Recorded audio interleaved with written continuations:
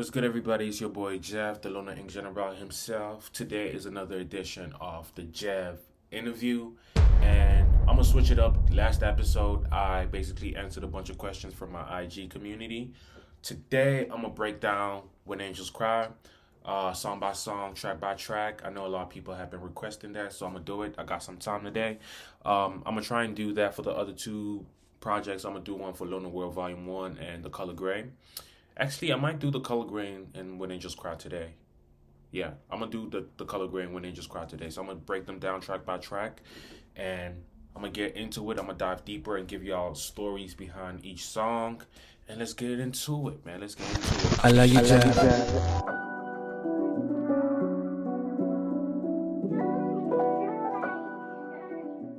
Without further ado, let's get into it. We're gonna start with the color grade. Let's get it. First up, we have Where's the Confetti. Backstory about this song. I think I've spoken about this song a lot. I spoke about just how the song came about. So pretty much if you watched any interview of mine, you probably know the backstory behind this song. But for those of y'all who don't know, I'm gonna run it back. So Where's the Confetti dropped July 29th. I made it about 3 months before that. I want to say April. Yeah, around April, I made that.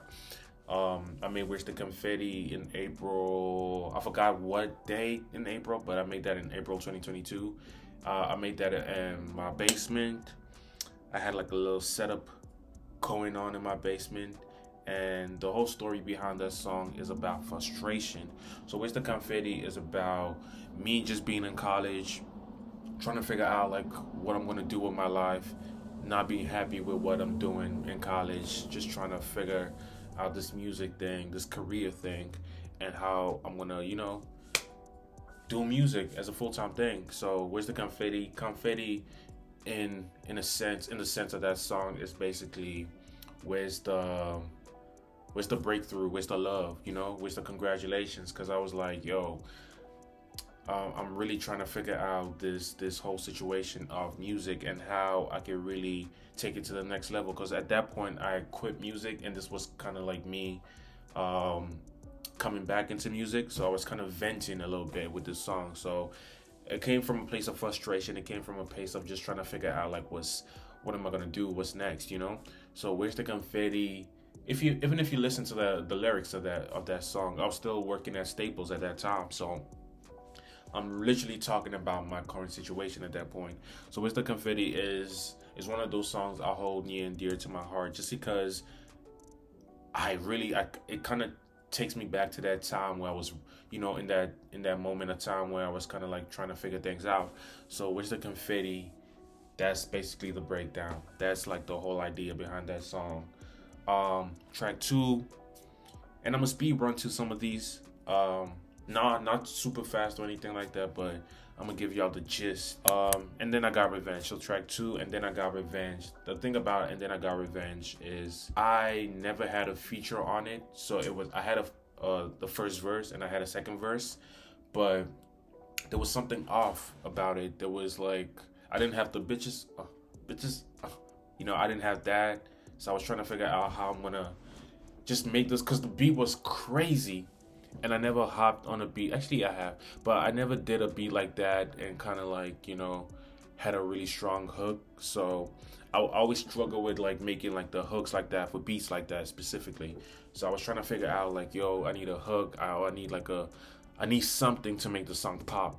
So I did the record, and I had another version of it, and Then I Got Revenge. Same second verse though, but I had another version.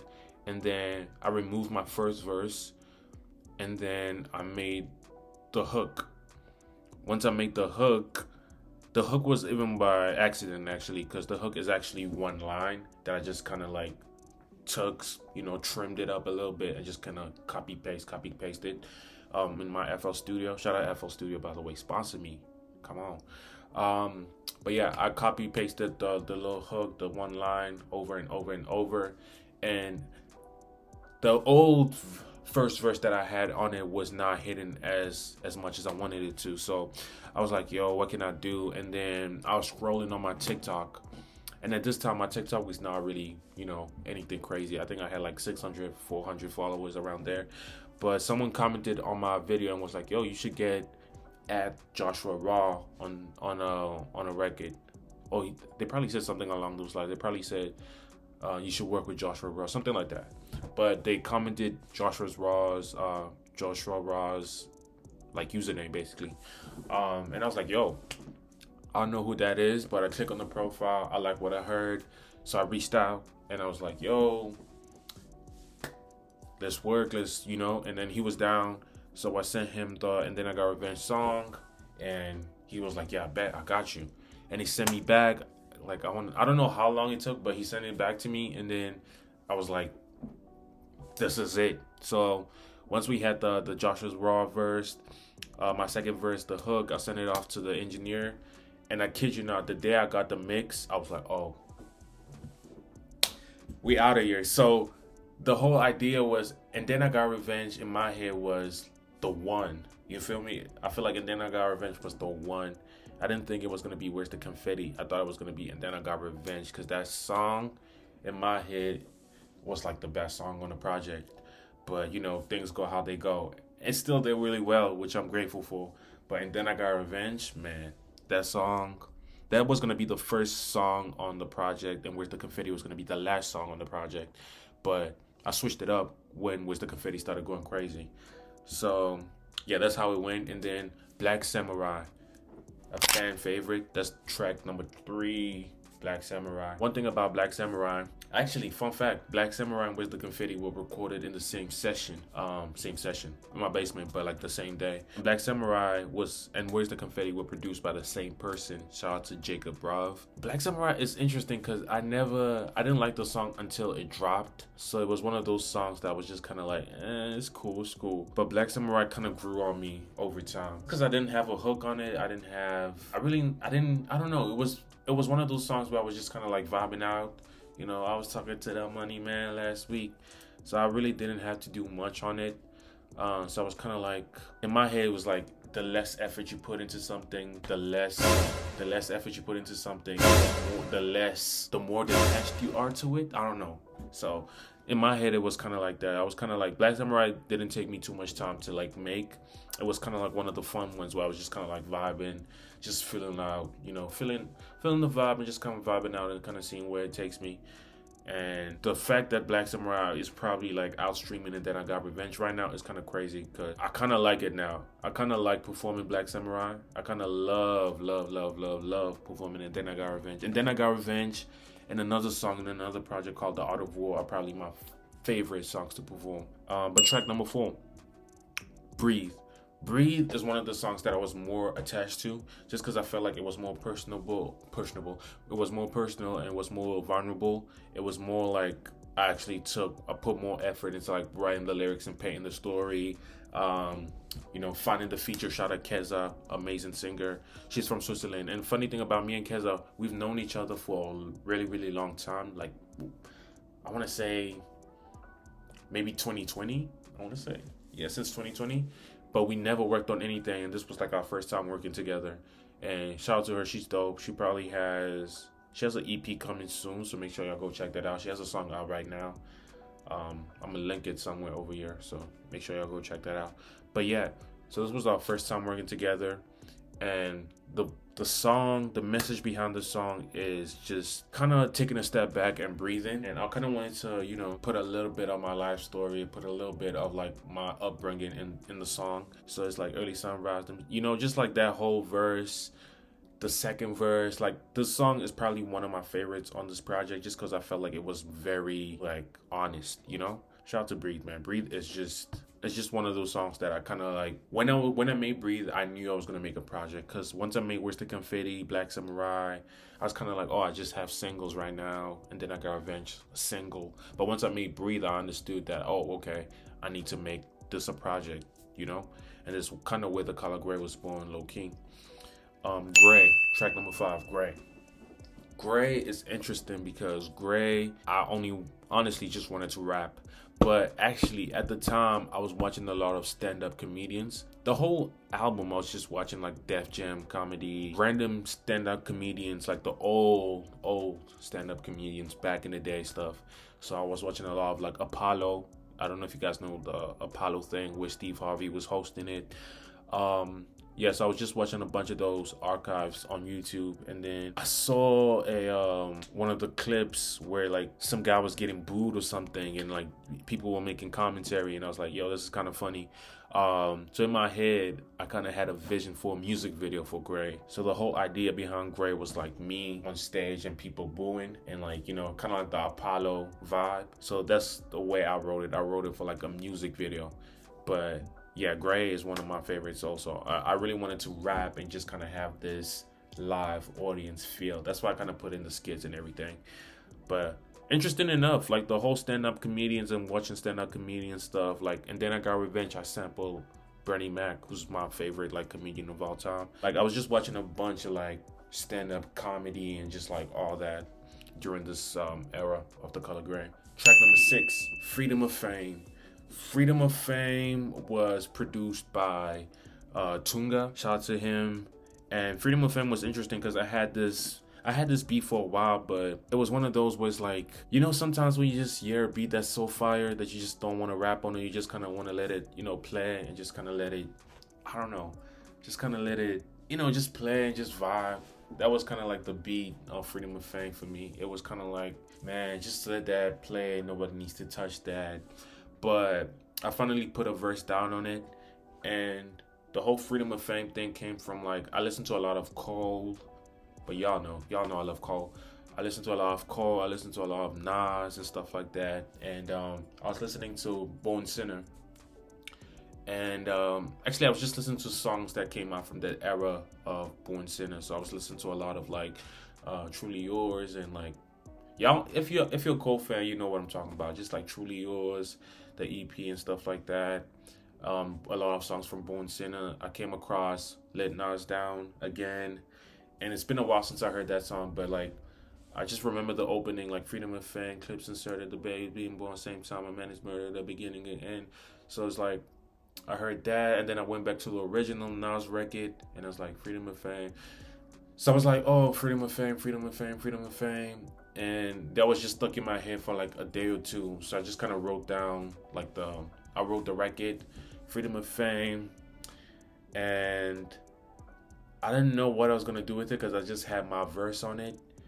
And, oh yeah, Willie Nova. So the feature on the way it came about, I saw him on TikTok. And he had a song on TikTok that I found through TikTok that I really loved. It's called Spin Cycle. And I was like, bro, that beat, that verse, just like everything about that song, I was like, oh, I gotta get this guy on my project. So I reached out and he was down, and we did that, and that's how Freedom of Fame came about. But yeah, I also really love that song because it's just straight up hip hop, just straight up bars, just straight up rapping, you know? And it's like my favorite thing about hip hop, where people just rap. Like when artists get to that lyrical exercise, I'm like, oh yeah, just show off. That's like my favorite part of hip hop. And then we get to track number 7, Black Bands. This one's produced by the homeboy Swisher. And it's interesting enough, like I've been a big fan of Swisher for like years, because he has a YouTube channel, like a type beat channel, where I was just like grab beats and just like write to them, make music. But I've been a fan, and the Black Benz beat was like, it's a really old beat on his channel. So I had it, or at least I saved it, and I was like, this is kind of different from what I'm used to, so I didn't really want to jump on it. I didn't really want to do anything to it. But because the way I rap is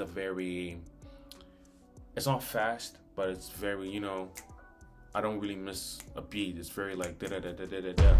And the Black Benz beat kind of forces you to slow down. So when I was trying to figure out the cadence, or like the flow of the verse that I was gonna do, it kind of like made me slow down a little bit. And once I put it out, like once I put out the song, like once I finished the song actually, and I heard it, I was like, yo, this song is kind of like very different from everything else on the project. So I think I should put it, because like when I listen to like my favorite projects and I listen to like my favorite albums, they always have a song where it's kind of like a different side to him, like a different side. Like Cole will have like the craziest bars, and then he'll have a song like Folding Clothes, you know, on the record. And it's just like, oh, I never heard Cole like this. And like Kendrick would have a song like Duckworth, and then he'll have a song like Yeah. You know, so I just wanted a song like, oh, where I'm kind of slowed down and kind of chill. So I'm Black Benz. I was born through that. So it was like, take the full amount from my Black Benz. And I just want a Black Benz, man. I just want a Black Benz. So that's me manifesting too. So it's like, I just put that on the record. I mean, on the album, and people seem to like it. So we did a video for it in Toronto. We did 2 videos for this project. We did the Black Samurai video. That was my first music video ever. Shout out to Franklin. It's my guy. He also did the Black Benz video. But yeah, the Black Samurai video is probably my favorite video. And yeah, we did that in Toronto. We got like the laundromat, like we got that. I think we did it at midnight, so they didn't really have any customers. So yeah, it was fun, man. It was fun. Last but not least, we have AITD demo, track number 8. AITD was the first song I did on this project. So the AITD has been done prior to the album dropping. It's been done for like a year or 2. And maybe some of y'all know, maybe some of y'all don't know, but like every song I've recorded prior to Where's the Confetti, actually, I recorded it on my phone. So AITD was one of those songs. So if you listen to AITD, the quality is literally my phone, you know, and I sound really young and everything. I think it was like 19, 18 maybe when I made that song. Yeah, it might be 18 or 19. I was still like in high school, I think. But yeah, AITD was recorded on my phone. I mixed it on FL Studio, just dragged the vocals in and stuff. And I had that song for a while. And at first it was just like a demo, but then I put like a snippet on TikTok and people started to like it. And I was like, oh shit. So I was like, you know, let me just include it. I dropped it first, actually. I dropped it in April.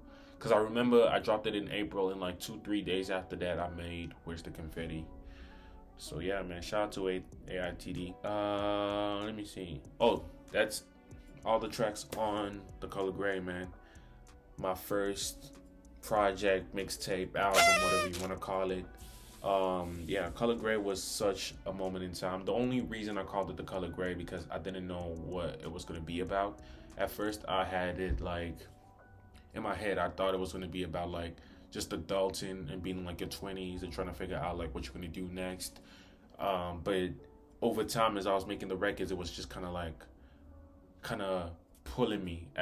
In certain points, I was like, oh, I just want to make like great music. And then certain points, I was like, oh, I want to talk about like life and everything around me at that time, at that moment in time.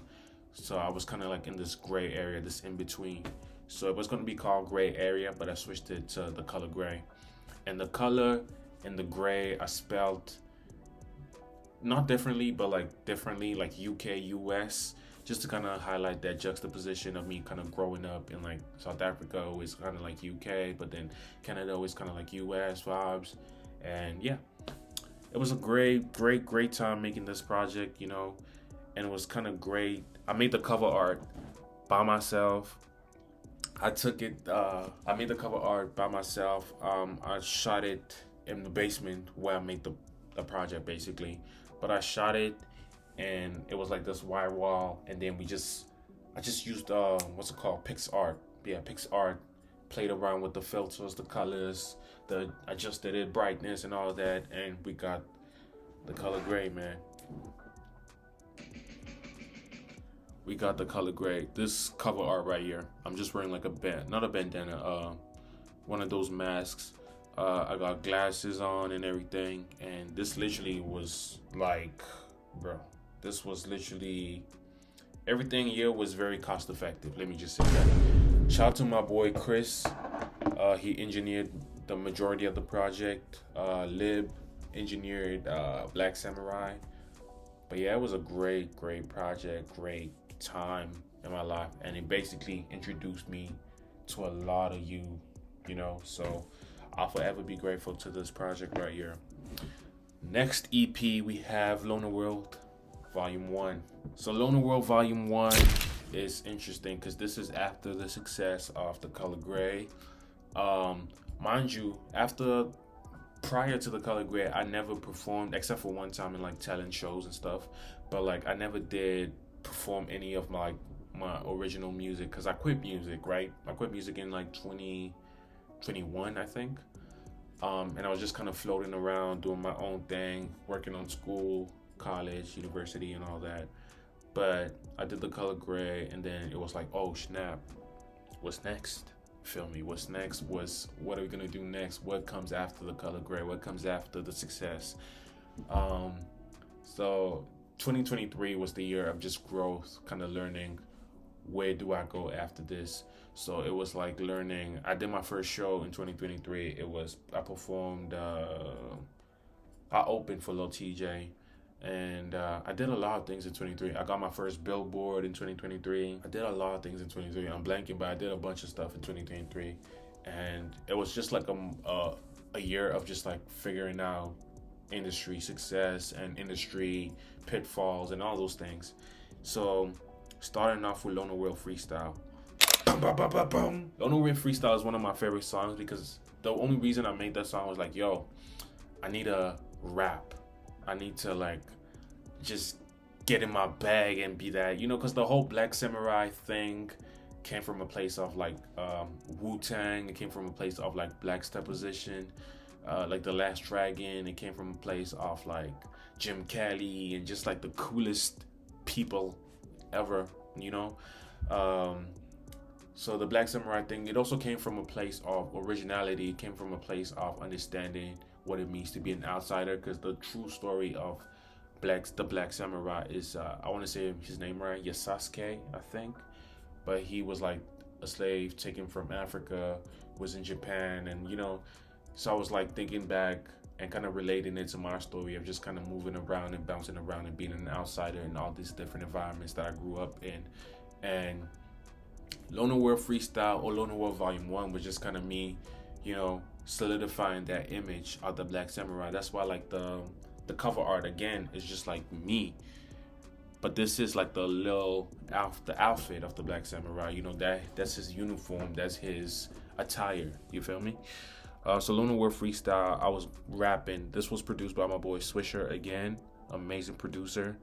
And this beat was just like, the reason why I chose it to be like the intro was because of like the hits in the beginning, but mainly because it felt cinematic. It felt like the opening of like a crazy movie, you feel me? And that's why I chose it. And I was rapping my ass off too. So LONERWRLD Freestyle, there's not too much story behind it, but I needed something to really solidify like my not my talent, but like, yeah, my talent, I'll say, but also like the image of the Black Samurai, and just like, who is this guy, you feel me? He's just coming off, where's the confetti? He's just coming off the Color Grey, like, you know. So I did that. I did the video for it in Ottawa, and yeah, LONERWRLD Freestyle, one of my favorite songs, one of my favorite bar verses on it too. And then track number 2, Who was a mistake, man. Who was a mistake? Because I got this beat and I really love this beat, but the artists out there are gonna relate when I say, like, you know, when you get a beat and you kind of like put in like an idea down and everything. So I was putting like an idea down, who, and I kind of left it for a while. And also at this time, at this LONERWRLD Volume 1, I was also kind of going through like a writer's block, not in terms of like trying to figure out what I'm gonna write about. No, not in terms of trying to figure out like, oh, I can't write, nothing's coming to my head, but like so much was coming to my head that I can't figure out what to write about, if that makes sense. But who was a mistake? So I was like, I got the idea down, but like 2, 3, 4 days later, I was kind of like, oh, I kind of like this idea. Who. And yeah, so that's what we did. I remember I hit the producer, Bijan Amir. I hit him back and I was like, yo, man, I think we need like a second beat, like a switch up, because I felt like the beat was fire, but like I felt like my I didn't really have much to offer to the first section of the beat. So I was like, yo, we gotta switch it up. So we switched it up, and that's how the beat switch happened. But yeah, like the Who, I wish, like my only regret with Who's I wish I could redo the verse, because if you listen to the verse, it's actually the first draft, the first idea. Like I didn't re-record the draft. I just kind of left it like that because it sounded fire. But now looking back, because like now I feel very confident in like how I like my vocals, how I like to record, how I like the energy levels on my vocals. I would love to redo the vocals on that and be just like, instead of just kind of like a very chill monotone, came from the jungle with hella lines, I kind of wanted to like have more energy towards it. But yeah, Whom, that's the second track. Third track is Garden. Garden, man, amazing rapping, amazing bars, amazing rapping. And Garden was just me thinking out loud, thinking big. And this was produced, like the way I chose this beat was like, it just reminded me of a final scene, like, you know, when like the hero wins and like everything's restored back to like normal and stuff like that. Or like when the hero overcomes whatever obstacle. That's what the beat reminded me of. And I was like, oh my god, this shit is fire. And like in my head I was like, yo, what are some goals I had? And besides, also I was having a lot of label meetings at that time, and a lot of them were asking me like what was my goals and what was my like aspirations and all that. And like one of them in my head, at least I said it in my head, but like one of them was to like sell out the Garden. So I made a song, you know, just me thinking out loud, manifesting. It's like, in time we be selling out the Garden. And facts, bro, facts. In time we be selling out the Garden. So yeah, I love that song. I love the verses on that. I love the energy on that. I had to I made this after Who. So after Who came out and everything, I made Garden. I was like, oh my god, I need to focus on my delivery and my energy levels on this next record, because I don't want it to, because Who like was a great song, but like I was like, yo, I wish I could switch up the vocals and stuff like that. So I made sure in Garden that I had the energy, I had everything right. So Garden, man, I love Garden. Track number 4, Fly Guy Manners, also produced by my boy Swisher. Fly Guy Manners, one of the greatest samples I've heard, one of the best beats I've heard, one of the best verses I've heard. I was just fly as hell in this record. I was just him in this record. Fly Guy Manners, the way it came about, I heard this sample in a West Side Gun song. If you know the song, you know the song. The ones who know. So there's a sample in a West Side Gun song. That's the same sample we used in Fly God Manners. And I was like, yo, I need the sample. Like, what sample is that? I need that. And lo and behold, like me and Swisher never spoke about it. I never hit him about the sample or anything like that. But like a couple weeks later, he sent me this beat and it had the same sample. And I was like, yo, that's crazy. That's crazy. And I was like, when I was making the record, I was just talking about, the record, the energy I was getting from the record was just like suave and fly and just him, you know, Himothy energy. And so when I was writing it, I was like, rap legend, rap phenomenon, never sprinting on a dream, nigga, this a marathon. It was just like fly stuff. And when it came to naming the record, I was like, what should I name it? And I was like, oh, Fly Guy Manners. Because I say Fly Guy Manners in the song, but I was like, yo, I got it from like the West Side Gun record. Let me make sure. It's kind of like an ode. The title was kind of like an ode to like me finding the sample off that West Side Gun song and everything. It was like Fly Guy Manners. And when I think of fly, and when I think of like just like that, like when I think of fly, when I think of just like, you know, suave, elegance, rich, fly in hip hop, I think West Side Gun, you know. So I was like, yeah, Fly Guy Manners. That's how we stepping in. That's Fly Guy Manners, confidence and just like him, elegance. So, yeah, that's how the record came about. One of my favorite records to date. Fly Guy Manners is one of my favorite records to perform. Fly Guy Manners, because as soon as I say Fly Guy Manners, you already know like the energy that we're stepping in. You feel me? Lucky Number 9, another phenomenal record. Like LONERWRLD Volume 1 has amazing records. Lucky Number 9, another banger produced by my boy Bailey Daniel. Crazy record. He sent me funny story about this actually. I recorded Lucky Number 9, but then I sent it to him and he was like, yo, we need to do something. We need to switch it up a little bit. And I sent him, he's like, yo, send me the Vox, the acapella basically. So I sent him the acapella. I sent it to him. And he's like, bad. He sends me back Lucky Number 9 with the new beat on top of it, which is like the beat that you guys heard. And like, yo. So he literally produced the beat around my vocals. And amazing record. It's just fly. It was meant for his project, but he ended up doing something different. So I was like, yo, let me use this for my project. And I was like, bad. But yeah, man, just amazing record. Next one we have track number 6, Doctor Can You Help Me. But yeah, Doctor Can You Help Me, one of my favorite records I made. Like always, every project I have, I need to have something different. I need to have something slowed down, something where I can like be more open, you know. And Doctor Can You Help Me was the record for this particular EP. Doctor Can You Help Me, one of my favorite records. And I do poetry, so I was able to showcase that at the end of the song a little bit. But yeah, I love this record. It was just like fly. It was just like, it's like, you know, some records where it's just kind of like when artists just is able to like have the space and the platform to really just showcase and be vulnerable. I wanted a record like that, so I made it. And Doctor Can You Help Me is one of those. I really love it. It talks about just like my mind state and everything. That's just like a really good record, man. Y'all go listen to it. Y'all know what I mean. A really good record. Yeah, we got 33 minutes on this. Okay. I did 33 minutes, so I'm going to do a part 1 and part 2. Part 2 is going to be me breaking down When Angels Cry. So stay tuned. I'm going to be back for part 2 for When Angels Cry. And that was me breaking down the Color Grey LONRWRLD Volume 1. When Angels Cry is part 2. So yeah. Once again, man, peace and love. Shout out to y'all. Music coming soon, tour coming soon, EP coming soon, LONERWRLD Volume 2 coming soon. And as always, man, don't blend in. Stay fly, stay loner. I am your host, your gracious host, the Loner Ink General himself, coming straight from the underground. Talk to me now, so don't talk to me at all, you dig? I'll now see y'all in the next episode where I break down When Angels Cry. Much love.